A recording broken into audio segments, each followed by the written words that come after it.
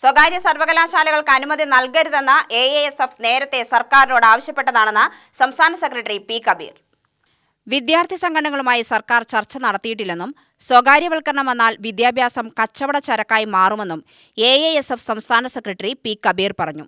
സർക്കാർ നിയന്ത്രണത്തിലല്ലാത്തതിനാൽ ഫീസുകൾ ഉയരും. ക്യാമ്പസുകളിൽ സംഘടനാ സ്വാതന്ത്ര്യം നഷ്ടപ്പെടും. വിദ്യാർത്ഥികൾക്കൊട്ടേറെ ആശങ്കകളുണ്ട്. സ്വകാര്യ സർവകലാശാലയുമായി ബന്ധപ്പെട്ട മന്ത്രിസഭാ തീരുമാനം സർക്കാർ പിൻവലിക്കണമെന്നും 2024 ബജറ്റിൽ തീരുമാനം വന്നപ്പോൾ തന്നെ AASF എതിർപ്പ് അറിയിച്ചതാണെന്നും കബീർ പറഞ്ഞു. വിദ്യാർത്ഥികളുടെ അവകാശങ്ങൾ ഇല്ലാതാക്കുന്ന തീരുമാനമാണിതെന്നും അദ്ദേഹം ആരോപിച്ചു. വിദ്യാഭ്യാസ മേഖലയിലെ സ്വകാര്യവൽക്കരണം വലിയ രൂപത്തിൽ വിദ്യാഭ്യാസത്തെ ഒരു കച്ചവട ചരക്കാക്കി മാറ്റുമെന്നതിൻ്റെ നിരവധിയായ ഉദാഹരണങ്ങൾ നമ്മുടെ മുമ്പിലുണ്ട്.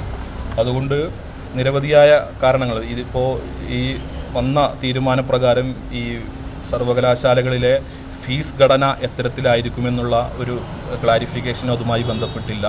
അതുപോലെ തന്നെ വിവിധ കംപ്ലൈൻറ്റ് അതോറിറ്റികളെക്കുറിച്ചുള്ള ഒരു ക്ലാരിഫിക്കേഷൻ ഇല്ല.